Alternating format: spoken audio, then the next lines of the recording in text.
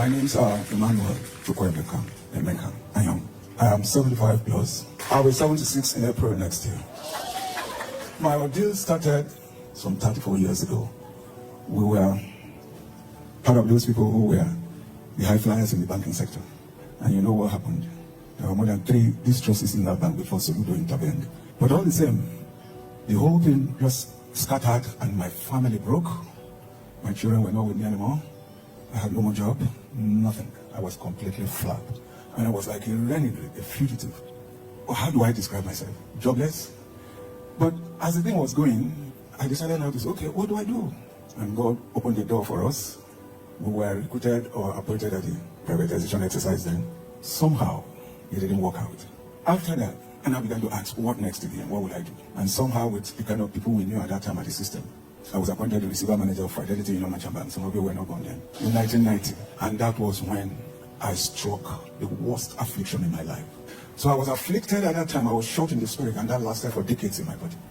I was really sick for 20-something years. And here is a man who has no family, who has no children, and everybody forgot. And because of the situation, you know, in Nigeria, once you are out, you are out. Nobody knows you again. So I was completely forgotten. But somehow, God in His infinite mercy provided an opportunity. My late mother asked me, Emeka, how is it your day? Because she has seen everything gone. Then I told her, Christmas, Mommy, well, the best I can do, I'm just going again for 3 years. Let me take time and go back to my God. He said, so this is how I went back into God. And God made a way. And I was sent to foreign missions.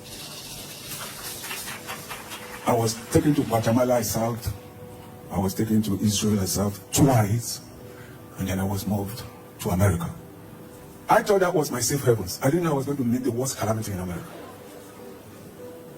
Because I didn't understand some of the things. Some of you know about the flu shot. I was given the flu shot in America. I thought I got a vaccine. And that exacerbated my health challenges. So I began to die instrumentally. I knew I was going to die. So in 2021, I left Owerri, just looking for where to see how God will help me. I came into this church. Of course, anybody who saw a half-dead man, you won't do anything. So everybody arranged, and they were all packaging that I should go back to my family members, go and die peacefully so that people will bury me. But something inside of me was telling me no. I said no to it. That week I was to be packaged home dead. Was the same week the word came directly from him, and I was on my bed listening to NSBPD. He said, you don't allow yourself to be forced out on this earth. Don't ever allow yourself to be forced out of this earth. I knew he was talking to me. This creature just came by my side. I don't know who it was, but I know it was a dead spirit or a bad spirit or something. I just shouted with the whole of my spirit, in the name of Jesus. It vanished. And I found myself on the floor of the bed. Brethren, since that day till today. Since 2021, no sickness. I can dance, I can jump. Look, I became the testimony in my area. Everybody wanted to be like me. Everyone wanted to grow old like me. In my village, it was even in the church, some people are still worried and saying, how did it happen? But I didn't want to swallow that testimony. But something took place, and I said, God, I'm coming back. And that brings me to my second testimony. Sometimes, if you are not in a place like this, you will not be guided properly. Many things that happen to us, it's just a setup. And this statement came from my daddy here. I said, if this is a setup, then why should I kill myself? I began to hear him. I began to listen to him. He began to tell the story of the Midianites, how Gideon was. And then he told the story of Delilah and told us about territorial powers.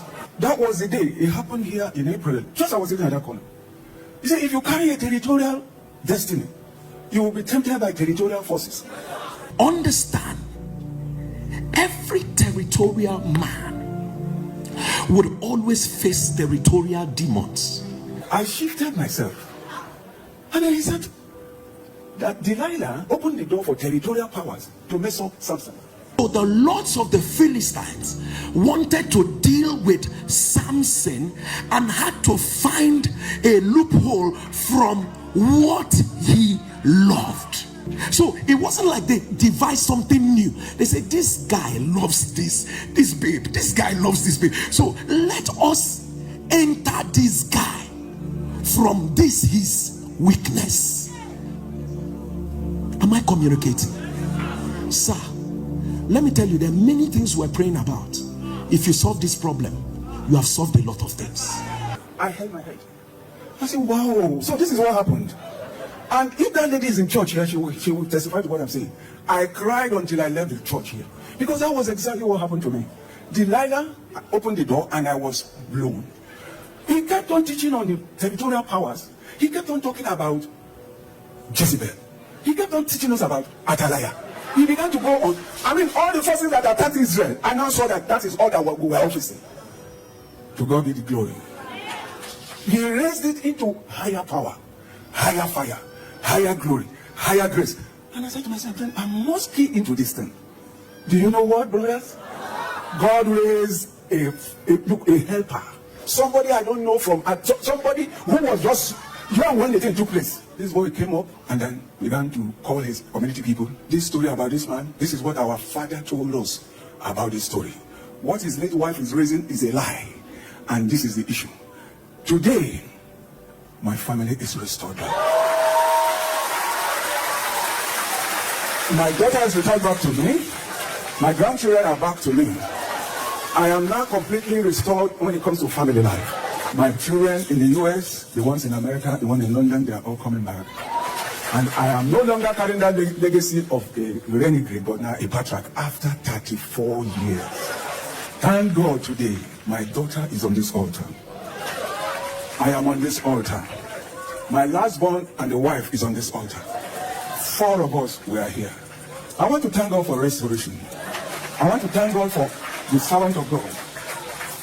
Please, I am 75 plus, and you're all young. This is the greatest opportunity you have. Listen, obey, follow. To God be the glory.